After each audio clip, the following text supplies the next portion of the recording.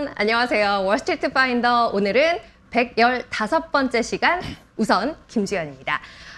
오늘은 저희가 미국 대선에 대한 이야기를 좀 해볼까 해서 특별한 시간으로 꾸려봤습니다. 미국 대선 이제 정말 코앞으로 다가와 있어요. 올 초에 연말로 가면서 시장에 변화를 줄 수 있는 주요 요인 가운데 하나로 저희가 꼽았던 게 바로 미국의 대선 이벤트였는데요. 앞두고서 최근에 금융시장에 미치는 영향이 트럼프 트레이드, 해리스 트레이드라는 이름으로 적지 않은 상황이니만큼 각 후보별 특징은 무엇이고 대선 이후의 시장에 대해서는 어떤 시각을 가져야 할지 미리 점검해보는 시간 필요할 것 같아요. 해서 이번 주 월스파는 특별히 미국 대선에 대한 이야기 나눠볼까 합니다. 월스파 늘 함께하고 계시는 김석환 수석연구위원 함께 할게요. 위원님 안녕하세요. 안녕하십니까. 네, 안녕하세요. 헬로 에브리원 저보다 더 잘하시는데요. 헬로 에브리원 하셔야 돼요. 네. 그리고 헬로 에브리원 네. 그리고 웰컴 투 월스파입니다. 네, 땡큐. 환영해 주셔서 감사합니다. 네. 오늘 저희가 이제 미국의 대선을 맞이해서 어떤 부분들을 투자하는 입장에서 봐야 할지에 그쵸. 대한 이야기들을 좀 나눠볼까 해요. 미국의 대선 이 선거제도는 사실 우리나라와 조금 다른 부분들이 다르죠. 있고 네. 해서 그에 대한 이해가 먼저 필요하지 않을까라는 생각이 들었어요. 그래서 첫 번째 질문은 미국 네. 선거제도의 특징에 대해서 좀 풀어봤으면 해요. 그러니까 이거는 뭐 우리나라하고는 좀 다르죠. 네. 확실히 좀 다른 면이 있고요. 이제 그렇기 때문에 그런 측면에서 보면 이건 뭐 제가 이렇게 말씀드리는 것보다 어떻게 보면 영화 한 편을 소개해드리는 게 더 낫지 않을까. 영화요? 약간은 좀 말랑말랑하게 시작을 해야죠. 네네네. 그래서 이제 스윙보트라고 하는 영화가 있고요. 이게 2008년에 이제 나온 영화이긴 한데 꽤 됐네요. 네, 주인공이 이제 케빈 코스너이기도 합니다. 그러니까 한량으로 나오긴 하는데, 네. 그러니까 저희가 그 미국 선거에서 가장 많이 들을 수 있는 단어가 스윙 스테이트 뭐 이런 용어잖아요. 네, 네. 그래서 이제 경합주에 대한 내용들이 많이 나오는데 이 케빈 코스너가 약간의 그 결정적인 이제 역할을 하게 되는 거죠. 이 한 사람의 표를 통해서 결정이 되는 결정이 거예요? 되는 겁니다. 네. 근데 이 결정이 우리나라 같은 경우에는 뭐 한 사람의 표로 인해서 과반 이상, 뭐 득표를 더 많이 하는 후보가 승리를 하게 되겠죠. 그렇죠. 득표를 더 많이 한 사람이. 네. 그런데 미국 같은 경우에는 각 주별로 배정된 선거인단이라고 하는 게 있습니다. 그래서 그 선거인단을 전부 다 가져갈 수 있느냐 없느냐에 대한 결정을 이 케빈 코스너가 하게 되는데 이제 그렇기 때문에 영화 제목도 이제 스윙보트다라고 하는 거고 이제 이 선거인단을 얼마만큼 가져갈 수 있느냐에 따라서 대통령이 되느냐 안 되느냐가 네. 달라지기 때문에 각 대선 후보들이 이 케빈 코스너에게 엄청난 구애를 하게 됩니다. 그래서 미국의 선거제도를 이해하시는데 킬링타임용으로 스윙보트라는 영화를 소개해드리고 선거제도의 특징이라고 하면 네. 일단 선거인단이 중요하다. 득표수도 중요하긴 한데 그 득표수를 기반으로 해서 얼마만큼의 선거인단을 확보할 수 있느냐가 중요하고요. 약간의 직접과 간접을 섞어놓은 혼합선거 형태다라고 보시면 되겠습니다. 스윙보트라는 영화, 사실 이 미국 선거제도가 우리나라와는 다른 부분이 있기 때문에 그냥 설명을 많이 들으셔도 이해가 잘 안 되는 부분이 맞아요. 있을 수가 네. 있어요. 그걸 이제 영화를 보시면 좀 이해하기 쉽지 않을까라고 네. 이야기를 해주셨어요. 스윙보트라는 영화였습니다. 결론적으로 이야기를 하자면 지역마다 할당된 선거인단 수가 있고 그 지역에서 득표를 많이 한 사람이 그 선거인단을 다 가져가게 맞습니다. 되는 승자 독식이라는 특징도 갖고 있다. 그래서 전체적으로 봤을 때 그 선거인단을 누가 많이 가져갔느냐가 전체 득표수보다 더 중요한 게 미국의 선거다.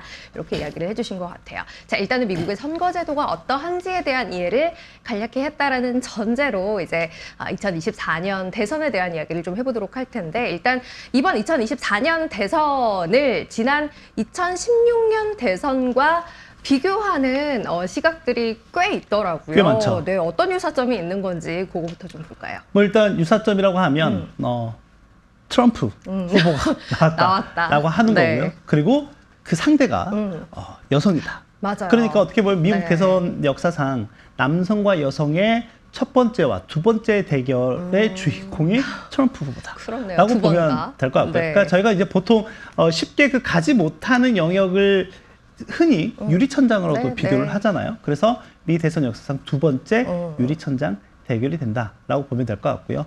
이제 그래서 이번 선거 결과에도 보면 상당히 이제 많은 시각들이 또 들어가 있기도 하지만 일단은 이 남성과 여성에 대한 부분이라든지 또 또는 트럼프 후보와 민주당 내에서 이제 또 여성 후보에 네. 대한 이런 부분들이 좀 더 많이 부각이 되고 있기도 한 상황이다라고 보면 될 것 같습니다. 일단은 뭐 여러 가지 유사점이 있지만 가장 뭐 직관적으로 볼 수 있는 그렇죠. 건 네, 트럼프 전 대통령 그리고 여성 후보의 대결이다라는 거고요. 두 번째가 사실 더 중요할 것 같아요. 두 번째가 더 중요하죠. 네. 뭐 이거는 표면적인 거니까요. 그런데 이제 더 중요한 거는 누가 될 것이냐, 네. 누가 될 수 있을 것이냐에 대한 얘기가 될 것 같은데 일단은 전체적인 전국 단위의 지지율만 놓고 본다라고 하면 며칠 전까지만 하더라도 해리스 후보 그리고 이제 2016년으로 돌아가 보면 힐러리 클린턴 후보가 트럼프 후보를 압도했다. 네. 또는 이제 우세했다라고 평가를 제가 할 수가 있을 것 같은데 현 시점에서 보더라도 뭐 거의 해리스와 트럼프 간의 각각의 전국 단위의 지지율만 놓고 보면 거의 대동소이한 모습을 네. 현재는 보이고 있는 상황이다라고 볼 수가 있겠습니다. 제가 준비한 화면 중에 뭐가 있냐면 네. 2016년 대선 결과를 볼 수가 있어요. 이게 방금 말씀드린 미국의 선거 제도를 같이 결부시켜서 좀 보시면 좋을 것 같은데 보시다시피 득표수에서 보면 힐러리 클린턴이 트럼프 대비 280만 표 정도 더 많은 득표를 차지했습니다. 당시에 네. 네. 그런데 중요한 거는 방금 말씀드렸던 것처럼 경합주 내에서 어떤 후보가 얼마만큼의 많은 선거인단을 확보하느냐가 대단히 중요한 네, 이슈이거든요. 맞아요. 그런데 당시 7곳의 경합주에서 6곳, 그러니까 네바다를 제외한 나머지 6곳에서 트럼프 후보가 다 승리합니다. 그래서 선거인단을 대거 확보할 수가 있죠. 네. 그래서 보시다시피 304명의 선거인단을 확보했고요. 이제 결국에는 이제 전체 선거인단 수가 538명이기 때문에 그 과반이 270명 이상을 확보하면 되는 거거든요. 대선 이제 대통령이 네, 당선이 네. 되는 거기 때문에 그래서 항상 그 미국 웹사이트 중에서도 272win이라고 하는 선거와 관련한 사이트도 있다라고 보면 되겠고요. 그래서 아무튼 이 당시 2016년 당시에도 보면은 트럼프 후보가 경합주에서 승리를 하면서 선거인단을 대거 확보하면서 득표수에서는 비록 밀렸음에도 불구하고 네, 네. 대통령에 당선이 됐다라고 볼 수가 있을 것 같고요. 그럼 현재 시점에서 상황이 어떠냐? 방금 네. 말씀드렸던 것처럼 전국 단위의 전체적인 지지율에서 보면 약간 해리스 후보가 좀 앞서 있습니다. 이 말인즉슨 인구 단위로 투표 가능한 유권자 수를 기준으로 보면 득표수는 좀 더 많이 나올 수도 있다. 전체 득표수는 네. 해리스 후보가 앞설 가능성이 있다는 그렇죠. 거예요. 그런데 이제 지금 보시는 것처럼 이게 이제 2016년의 사례인데 네. 방금 말씀드린 대로 7개 경합주 중에서 6개 이제 네모 박스를 쳐놓은 데가 네. 전부 다 트럼프 후보가 승리한 지역인데 네. 지금 이 지역들이 또 다시 이런 양상이 될 수도 있지 않을까라는 그런 가능성이 10월 들어서 부쩍 네. 커지고 있는 상황이다라고 볼 수 있겠습니다. 일단 뭐 전체적으로 봤을 때는 누가 완전하게 우세하다라는 이야기를 하기 힘들고 오히려 뭐 해리스 후보가 조금 앞서는 것 같다라는 생각이 들기도 하지만 경합주에서 선거인단을 누가 많이 가져가느냐가 그렇죠. 더 중요하다라는 관점에서 봤을 때는 트럼프 후보 역시도 2016년과 비슷한 양상을 그릴 가능성도 없지는 않아 보인다라는 맞습니다. 네. 이야기네요. 결국 뭐 뚜껑을 열어봐야 하는 거다라는 정말 그럴 것 같아요. 네, 생각이 들기는 해요. 그래서 지금 이제 저희가 할 수 있는 건 가능성이 어느 쪽이겠느냐에 대한 이야기일 텐데 지금 돌아가는 구도로 봤을 때는 어떤 그림이 그려질 걸로 예상을 하세요? 저희가 이제 본격적으로 대선이 이 열기가 이제 뜨거워진 게 6월부터라고 네. 보면 될 것 같습니다. 그러니까 6월 27일 날 바이든과 트럼프 간의 첫 그 양자 토론이 TV 토론이 있었고 이제 여기서 뭐 완벽하게 지금 이제 지지율의 그래프나 이런 것들 한번 보시면 네. 완벽하게 이제 바이든 패배하게 된다라고 네. 보면 될 것 같고 이제 그러다 보니까 한 3주 있다가 이 대선 레이스에서 내려오겠다라는 이제 선언을 네. 하고 그 당시부터 이제 해리스 후보가 급부상하게 되는 거죠. 현재 부통령이. 그리고 그 결정적인 게 9월 10일 TV 토론이 또 한 번 있었죠. 네. 근데 이때 해리스 후보가 평가는 트럼프 후보를 좀 압도했다라고 맞아요. 하는 거죠. 그래서 지금 보시다시피 올해 대통령이 누가 될지에 대한 당선 가능성의 흐름들을 보면 그 9월 10일 TV 토론 이후에 해리스 후보의 당선 가능성이 꽤 높아지는 모습을 그립니다. 근데 그때가 정점이었어요. 그때가 정점이었어요. 네. 자, 그래서 그 다음에 그림상에도 보면 저기서 펄쩍 뛰고 있는 사람이 일론 머스크. 일론 머스크입니다. 네. 테슬라 CEO이기도 하고 트럼프 후보의 강력한 후원자이기도 하죠. 그래서 보시다시피 10월 들어서는 다양한 여러 가지 이제 여론조사 결과들에서 보면 이게 좀 달라지고 있어요. 네, 이 격차를 줄이고 오히려 트럼프 후보의 당선 가능성이 아주 가파르게 올라오고 있는 모습들을 좀 보이고 있다. 그래서 현재 시점에서의 당선 가능성은 트럼프 후보가 해리스 후보를 현재 압도하고 있다라고 하는 거고요. 이 당선 가능성은 한마디로 저희가 이제 어떤 경기나 어떤 중요한 이슈가 있을 때 예측이나 베팅하는 그런 사이트들이 좀 네, 있습니다. 네. 이제 그런 사이트에서 하는 것이기 때문에 여론조사나 지지율과 좀 다른 양상이다라고 보면 될 것 같고요. 자, 그래서 이제 뉴욕타임스에서 나온 주요 경합주별 현재 상황을 좀 살펴보면 이게 지금 거의 실시간으로 바뀌고 있거든요. 네, 거의 실시간으로 바뀌고 있는데 지금 보시다시피 2020년과 올해를 한번 비교해 보면 오차 범위 내에서 대부분 초박빙의 경합이 네. 벌어지고 있는 상황이다라고 보면 되겠고요. 다만 이제 애리조나 지역 같은 경우에는 2020년 대비 그러니까 오차 범위 밖에 지지율로 현재 트럼프 후보가 앞서고 있다라고 보면 되겠습니다. 결론적으로는 지금 트럼프 후보가 현재 상황으로 보면 4군데, 그리고 해리스가 3군데 정도 우세한 걸로 좀 나오고 있지만 네, 네. 한 대여섯 군데, 애리조나를 제외한 나머지 대여섯 군데는 상당히 초박빙의 상황이다라고 볼 수가 있을 것 같고요. 지금 이걸 그대로 한번 앞서 보셨던 것처럼 선거인단 선거인단으로 적용했을 반영을 때, 해볼 수가 네. 있어요. 이거 이제 리얼 클리어 폴리틱스라고 하는 사이트에서 네. 나온 건데 여기는 앞서 제가 경합주가 한 7곳 정도 된다라고 이제 말씀을 드렸는데 여기는 미네소타라는 지역까지 포함을 해서 네. 8개로 확장을 했고요. 그러면 이 8개 중에 지금 왼쪽 그림은 경합주를 미반영한 거니까 볼 필요가 없습니다. 네. 자, 그런데 중요한 건 오른쪽 그림이죠. 경합주의 현재 지지율을 반영을 했을 때의 결과입니다. 보시다시피 8개 중에 미네소타는 해리스 후보가 가져갈 걸로 보고 네. 있고 나머지 7개 지역을 전부 다 트럼프 후보가 가져갈 걸로 보고 있어요. 그러면 선거인단 수가 격차가 엄청나게 꽤 크네요. 커지게 되는 거죠. 그래서 네. 지금 앞서 보셨던 것처럼 시장의 예측 또는 베팅 사이트들이 대부분 다 트럼프가 승리할 것이다라고 하는 쪽에 많이 기울어져 있는 상황이다라고 볼 수 있겠습니다.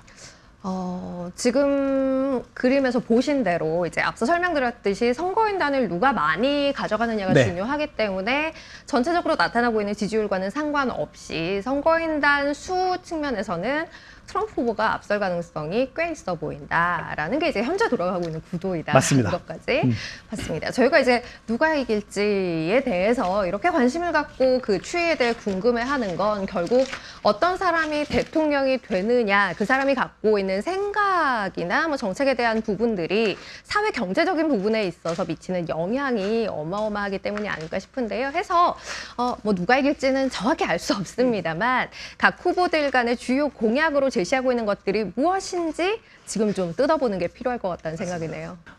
이거는 제가 이제 하나하나 말씀드리는 것보다는 네. 그냥 이제 준비한 그림을 통해서 네. 화면을 통해서 볼까요? 보는 게 중요할 것 같고요.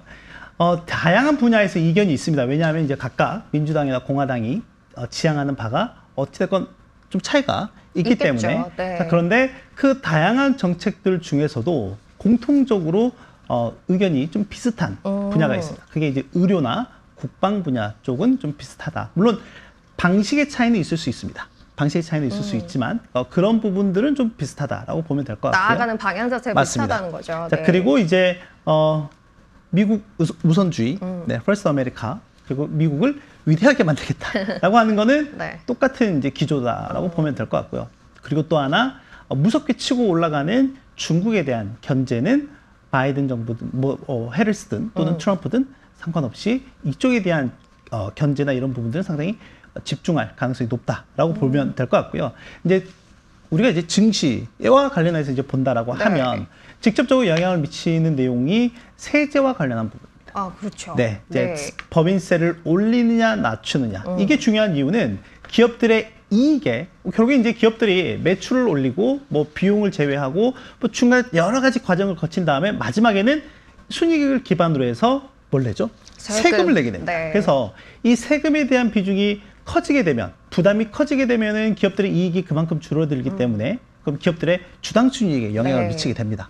그래서 2017년 한번 되돌아가서 보시면 당시에 28%였던 법인세를 21%로 낮췄던 트럼프 후보 네. 대통령이 그래서 이제 시장에서 평가하는 거는 이 28%에서 21%로 낮춘 것 때문에 전체적으로 S&P 500 기준으로 보면 EPS가 대략 한 5% 정도 상승한 영향이 네. 있다. 그게 어떻게 보면 전체적으로 주가 상승에 영향을 줬다라고도 이제 보고 있기도 하거든요. 자, 그런데 이제 반대로 이제 해리스 후보 같은 경우 지금 21%까지 낮춰진 법인세를 28%까지 높이겠다라고 올리겠다는 하는 거죠. 계획이네요. 뭐 네. 이것만 보면 당연히 트럼프가 되는 게 좋은 게 아니야라고도 볼 수가 있긴 하지만 이제 법인세를 올린 만큼 이제 해리스 후보 측에서는 다양한 세액공제 혜택이라든지 또는 뭐 다양한 기업 지원에 대한 대응책들을 또 내놓고 있는 상황이다라고 볼 수가 있을 것 같고요.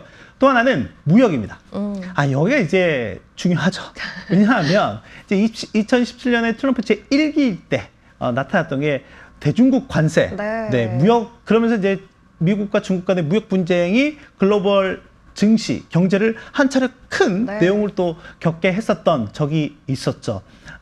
그런 이유에 이제 현재 시점에서도 보면 최근에 뭐 블룸버그라든지 또는 CNN이라든지 에 나온 트럼프 후보의 인터뷰를 보면 뭐 이거는 이제 취임하자마자 바로 이제 대중국 관세를 일괄적으로 다 올리겠다, 높이겠다. 상당한 의지를 계속해서 반복적으로 보여주고 엄청나게 있어요. 하고 있죠. 자, 그래서 이제 여기에서 우리가 우려할 거는 뭐냐면, 그러니까 법인세를 인하하는 만큼 이제 관세를 통해서 이제 뭐 세입을 보전하겠다라는 이제 그런 전략일 수도 있긴 하지만, 약간 이제 우려스러운 거는, 시장에서 우려스럽게 보고 있는 거는, 자, 만약에 관세가 높아지게 된다라고 하면 수입 비용이 증가하게 되고요.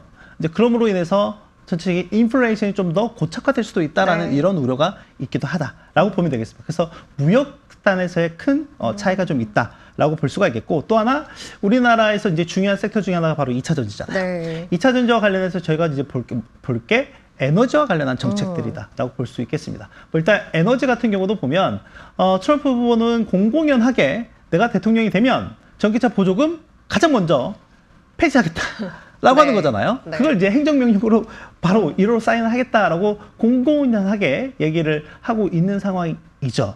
그래서 일단 에너지와 관련한 정책에서도 좀 큰 차이를 보이고 있기도 하다라고 보면 되겠습니다. 지금 이제 쭉 중요한 것들 위주로 해서 이야기를 듣다 보니까 해당되는 산업별 영향도 상당하겠다라는 생각이 들어요. 이거 이제 쭉 펼쳐놓고 보는 것보다는 산업별 영향에 대해서 좀 디테일하게 생각해보는 게 이제 투자자분들께는 조금 더 의미가 있지 않을까 싶어서 그 내용도 좀 정리를 해보죠. 네, 지금 이제 보여드리는 화면은 산업연구원에서 이달 초에 나온 자료입니다. 뭐 상당히 유용한 자료인 것 같고 제가 이제 이번 달에 엄청 많은 대회 세미나라든지 포럼이라든지 이제 다녀왔는데 이제 거기에서도 이걸 직접 이제 그 작성하신 연구원들을 이제 만나서 얘기를 나눠보기도 했었는데요.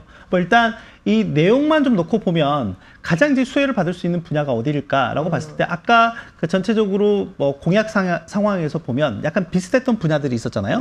뭐 국방이라든지 또는 의료 이런 쪽 같은 경우는 상대적으로 우리가 좀 더 수혜를 받을 가능성이 높다라고 볼 수가 있을 것 같습니다. 그래서 의약품 분야라든지 방이나 기계 이런 쪽도 인프라하고도 직접적으로 연관이 되기 때문에 이런 쪽은 상대적으로 다른 업종 대비 뭐 누가 되든 간에 좀 더 수혜를 받을 가능성이 높다라고 볼 수가 있을 것 같고요. 관련 링크는 저희 댓글에도 한번 고정으로 올려드릴 테니까 필요하신 분들은 가서 한번 보시는 것도 도움이 되지 않을까 생각합니다. 대선 그리고 이제 의회 선거 결과에 따라서 요런 시나리오들이 있어요라는 거를 저희가 이제 늘 선거 때마다 이야기를 합니다. 그것도 좀 정리를 하고 넘어가면 좋을 것 같아요. 그러니까 이번에 이제 대선이 가장 중요한 이벤트이긴 하지만 의회도 상하원 선거가 있거든요. 물론 이제 전체를 다 바꾸는 선거는 아니긴 하지만 이제 일부 바꾸는 이제 선거이긴 하지만 이제 이 결과도 매우 중요하다라고 하는 거죠. 그래서 뭐 레드의 분야 또는 블루의 분야 뭐 이 양상에 따라서 달라질 가능성이 높고요. 또는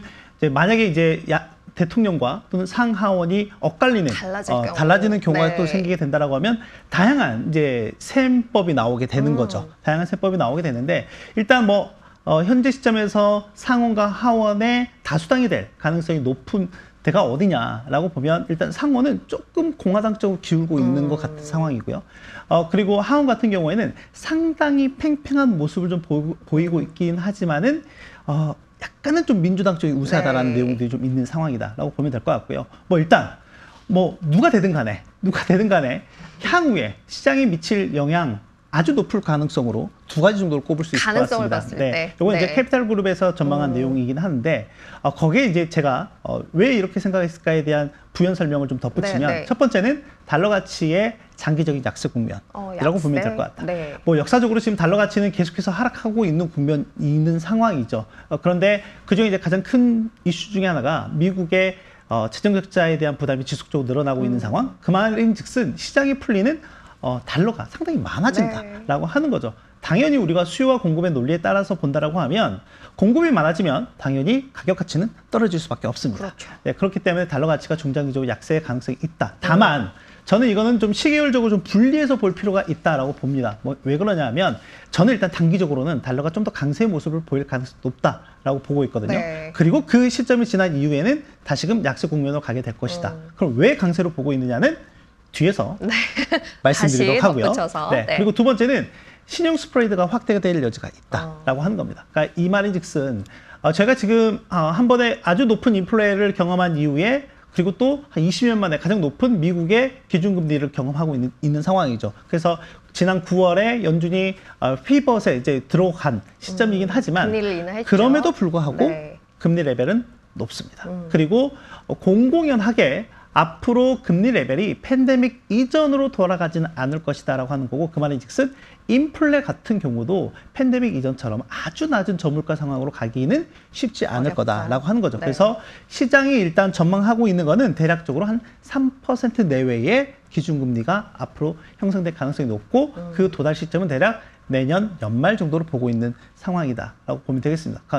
그렇다면 결론적으로는 우리가 이제 기준금리가 그렇다라고 하면 거기에 이제 가상금리 뭐 붙여서 우리가 대출금리라든지 또는 조달금리 이런 것들이 정해질 텐데 이제 이런 부분들이 앞으로 경제에 미칠 영향에 대해서도 저희가 좀 볼 필요가 있다라고 보면 될 것 같고요. 또 하나는 뭐 트럼프 후보 같은 경우에는 특히나 규제 완화에 대해서 상당히 좀 적극적인 네. 모습도 좀 보이고 있죠. 특히 에너지나 금융 섹터에 대해서는 상당한 규제 완화 의지를 좀 갖고 있는 상황이라고 하는 점 본다라고 하면 전체적으로 금리의 절대적인 레벨 자체가 좀 높아질 가능성이 있다라고 볼 수가 있겠습니다. 자, 이제 쭉 어떤 후보가 어떤 쪽으로의 방향성을 갖고 있고 또 가능성이라는 측면에서 어느 쪽으로 이 금융시장이 움직일 가능성이 있어 보인다라는 이야기를 드렸어요. 이제 그를 판단으로 해서 앞으로 증시에서는 그리고 금융시장 전체에서는 어떤 스탠스를 취해야 할 것인가가 이제 여러분의 몫이 될 텐데 투자자 입장에서는 미래는 알 수 없고 과거를 돌아봤을 때 과거 대통령들의 임기 중에 시계열로 봤을 때 시장에 어떤 변화가 있었는지를 아는 게 또 진입 맞습니다. 시점이나 수익화에 대한 시점 등을 생각하는 데 있어서 꽤 중요한 지표가 될 것 같아요. 그렇죠. 과거 사례를 좀 볼까요? 뭐 이게 과거가 현재와 미래를 무조건 담보하는 건 반복되는 아니죠. 건 아니죠. 네, 담보하는 네. 건 아니지만 저희가 이제 참고하는 거는 그만큼 이제 참고할 만한 가치가 있기 그렇죠. 때문에 이제 그렇다라고 하는 점을 꼭 인지하셨으면 좋을 것 같고 자 그래서 멀리 갈 필요도 없습니다. 일단 지난 8년간의 증시의 움직임이 어떻게 움직였는지 그걸 이제 볼 필요가 있을 것 같은데 이걸 제가 이제 나눈 기준은 뭐냐면 각 트럼프 대통령이 있었을 때 바이든 대통령 재임 시절 전기와 후기, 그러니까 임기가 4년이기 때문에 각 2년으로 좀 잘랐습니다. 뭐 네. 1년 단위로 좀 더 디테일하게 하면 좋긴 하겠지만 그러면 제 일이 많아지니까 그래서 2년 네. 단위로 끊어서 한번 봤는데 네. 공통점이 있습니다. 공통점은 전기보다는 확실히 후기에 좀 더 퍼포먼스가 좋았다. 라고 하는 거고요. 네. 이제 그걸 그림을 통해서 한번 살펴보시면 섹터별로도 마찬가지이고 또는 스타일별, 그러니까 대형주와 중소형주 또는 경기 성장주와 경기 민감주와 경기 방어주 또는 성장주와 가치주 이렇게 스타일별로 나눠 봤을 때도 전기보다는 후기가 더 좋았다라고 하는 거고요. 두 번째는 이걸 이제 콤비네이션 해보면 결론적으로는 대형주와 경기 민감주, 성장주라는 공통점을 찾을 수 있습니다. 그래요. 네, 이게 좀 더 아웃퍼폼하는 모습들을 보였다라고 하는 거죠. 그러니까 제가 앞서 말씀드린 요인 중에 단기적으로는 달러의 강세를 본다라고 하는 부분 중에 하나가 뭐냐면 네. 이제 그냥 이 그림을 통해서 제가 그러니까 대통령 임기 중에 그 각 증시 섹터별 또는 스타일별 성과만 놓고 보면 전기보다는 좀 후기가 좋았다라고 하는 거잖아요. 네. 그러면 전기에 왜 퍼포먼스가 좋지 않았을까에 대한 부분을 저희가 좀 생각을 해봐야 된다고 그렇죠. 하는 거죠. 이거는 증시 격언 중에 뉴스에 사서 소문에 사서 뉴스에 팔아라. 그러니까 네. 결론적으로는 우리가 불확실성에 대해서는 상당히 부정적인 마음을 좀 갖고 있지만 항상 뭔가 이 불확실한 상황에서 퍼포먼스가 좀 더 나은 사례들이 꽤 많았다라고 하는 거죠. 근데 걱정의 병을 타고 맞습니다. 오른다고 맞습니다. 하죠. 네, 그것도 네. 하나의 격언으로 이해하시면 될 것 같고요. 그래서 이것들 좀 전체적으로 좀 종합해 보면, 그러니까 어떤 요인일지는 모르겠지만 이제 그 요인을 뒤에 설명드릴 겁니다. 어떤 요인일지는 모르겠지만 그 요인들에 대한 불확실성이 약간은 전기에 좀 집중될 가능성이 높다. 라고 보면 될 것 같고요. 그래서 정리한 내용은 전기보다는 네. 후기가 낫고 뭐 스타일별로는 대형주, 성장주, 경기 민감주가 좀 더 아웃퍼폼하는 모습들을 지난 8년 동안 저희가 네. 확인을 했다. 다만 좀 특이점이 있어요. 트럼프 후보 같은 경우는 규제 완화, 특히 에너지나 금융 쪽의 규제 완화를 적극적으로 했었잖아요. 네. 그런데 의외로 에너지 섹터가 언더퍼폼했어요. 그러네요. 네, 이때는 미국 지금도 뭐 마찬가지지만 그때는 이제 미국이 오일 셰일 붐을 기반으로 해서 원유 생산량을 계속 늘려오고 있었던 시점이었거든요. 그래서 규제 하나가 그만큼 뭐 엄청난 영향을 긍정적인 그러니까 섹터의 또는 기업들의 주가 상승에 긍정적인 영향을 미쳤나라고 보면 꼭 그렇지만 않다라고 네.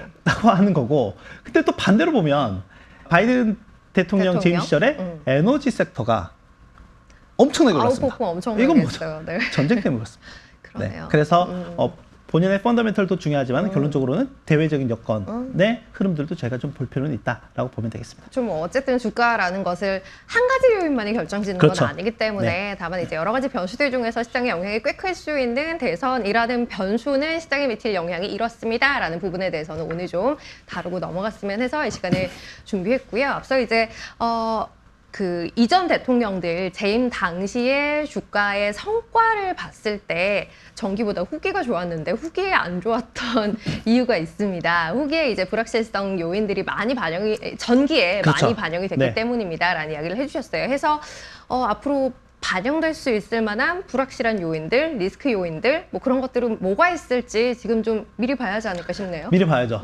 일단 첫 번째는 재정 건전성 우려입니다. 아까 네. 이제 말씀해 주셨던 얘기했듯이. 것처럼 걱정의 벽을 타고 올라가고 네. 있는 게 바로 이 미국의 연방부채라고 보시면 될 것 같고요. 네. 보시다시피 작년 6월에 그 저희가 부채 한도와 관련해서 네. 이슈가 좀 있었을 때 당시 31조 4천억 달러였는데 현재 35조 7천억 달러예요. 네. 그러니까 1년 6개월이나 이 기간 동안에 4조 3천억 달러가 증가한 거죠.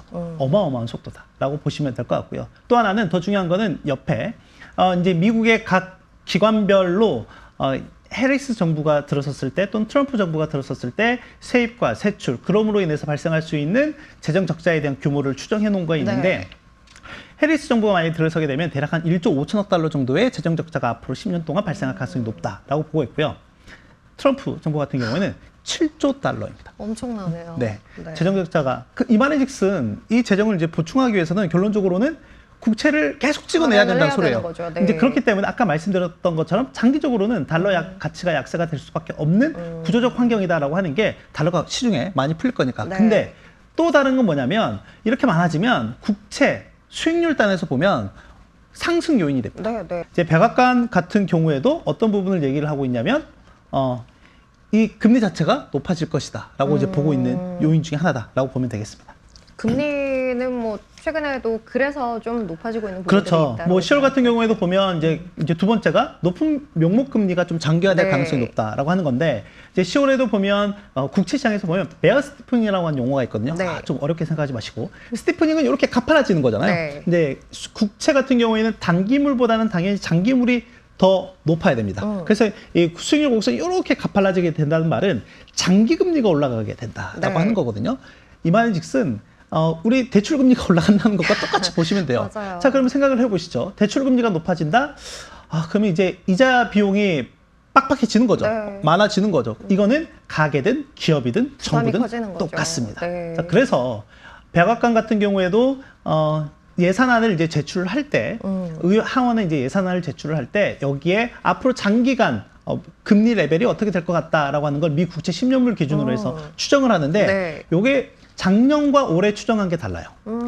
작년 대비 올해 추정한 게 대략 한 30-40bp 정도 전 기간에 전부 다 높아질 걸로 예상을 했다라고 네, 하는 거고, 그러네요. 연준 같은 경우에는 9월 FOMC 회의에서 장기 기준금리 명목 금리를 대략 한 2.9%로 이전 대비 소폭 상승하는 상향 조정하기도 했지만 백악관은 3.7%의 10년물 국채 금리를 보고 있는 상황이다. 그러니까 네, 기준금리와 그 10년물 국채 간의 이 장기 스프레드가 대략 한 80, 80bp 정도를 네. 보일 걸로 예상을 좀 하고 있는 상황이죠.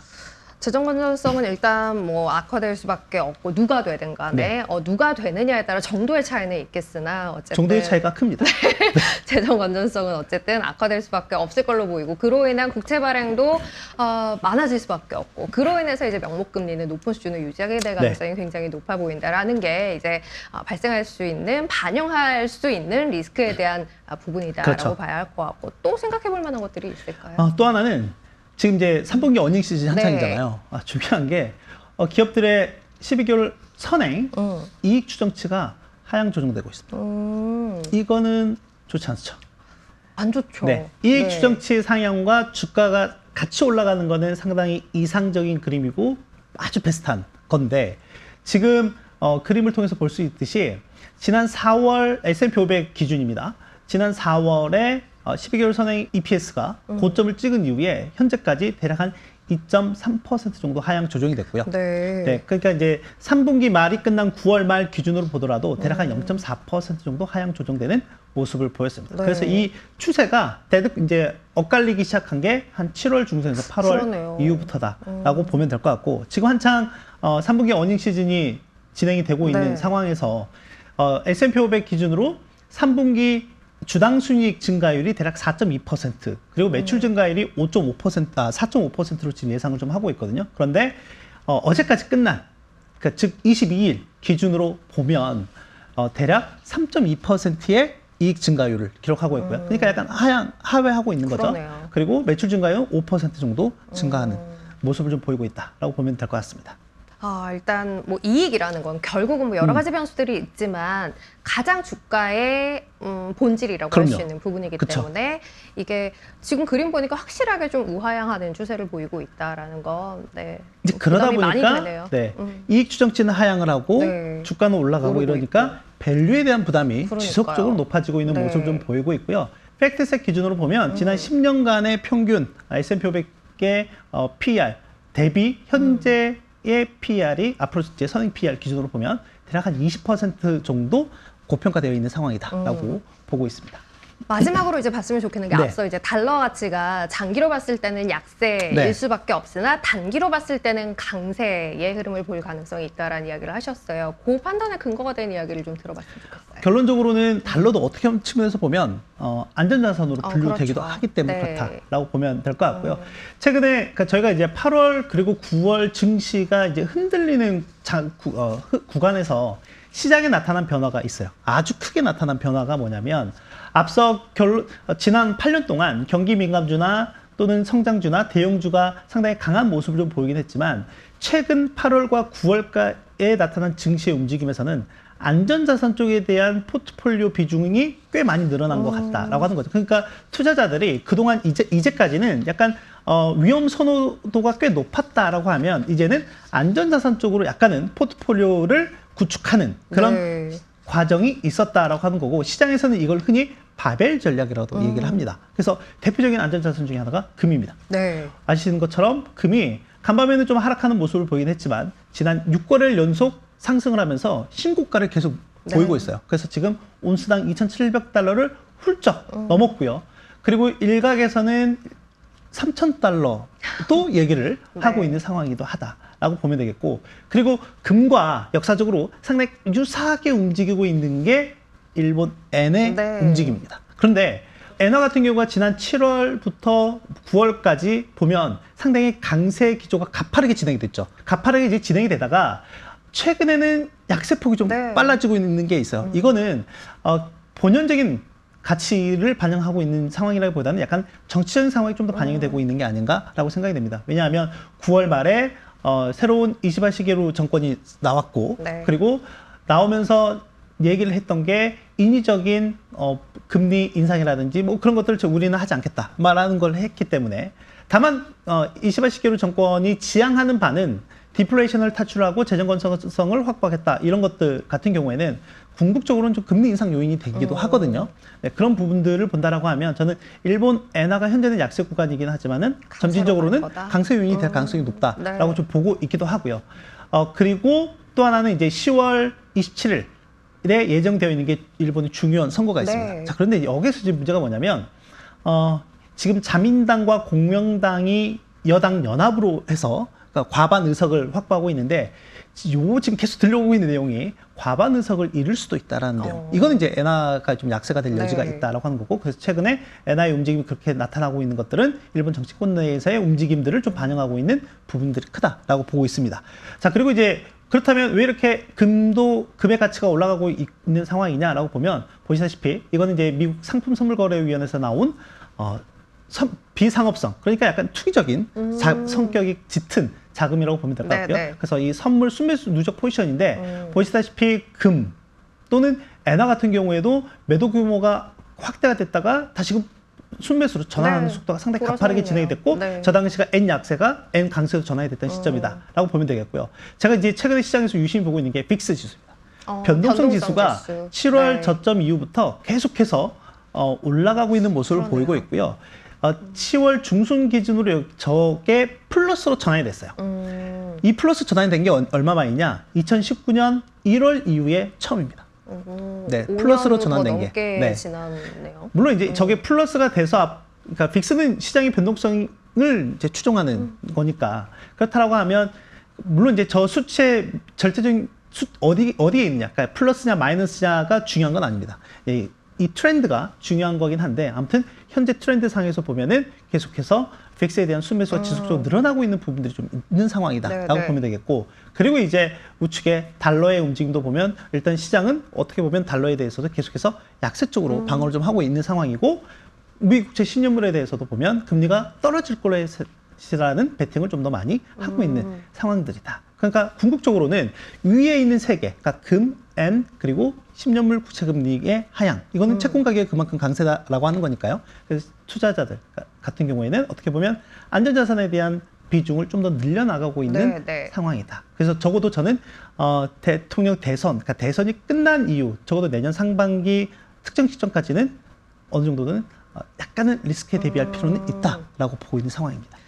저희가 이제 대선과 관련해서 여러 가지 이슈들을 다룰 때 보면 늘 집중해서 보는 게 공약이 무엇이냐, 그게 산업별로 미칠 영향이 뭐냐, 그래서 우리는 주식시장에서 어떤 걸 봐야 하느냐라는 부분입니다만, 지금 이야기해 주신 부분도 꽤 의미가 있는 포인트가 아닐까 싶어요. 그렇죠. 네. 시기적으로 봤을 때 대선이라는 굉장히 중요한 이벤트가 끝난 이후에는 시장이 지금 반영하지 않고 있는 리스크들, 불확실한 요인들을 맞습니다. 반영할 가능성이 네. 있다라는 것이고, 그래서 지금 우리가 신경 써서 봐야 할 리스크들은 어떤 게 있는지를 보는 게 또 오히려 의미 있는 작업이 아닐까라는 생각이 들기도 합니다. 그래서 오늘 양 후보 간의 주요 공약에 대한 포인트 짚어드렸을 뿐 아니라, 지금 우리가 시장에 미처 반영하고 있지는 않지만 좀 신경 써서 봐야 할 리스크 요인들까지도 함께 짚어드렸으니까요. 투자 관점에서 앞으로 나는 어떤 계획을 갖고 시장에 대응해야 할지 시계열적인 부분에 있어서의 계획을 세우는 데도 꽤 도움이 되지 않았나 싶습니다.